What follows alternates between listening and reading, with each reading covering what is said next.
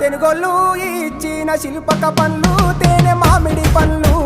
తీయంగా తిందామె తీరొక్క పండ్లు చిలక నేరేడి పండ్లు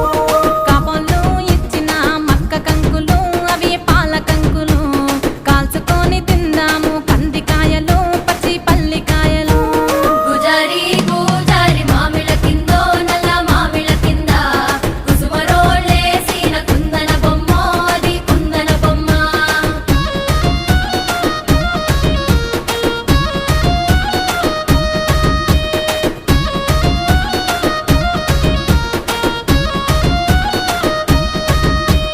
బెస్తోలు పెట్టిన పచ్చి చేపలు అవి వట్టి చేపలు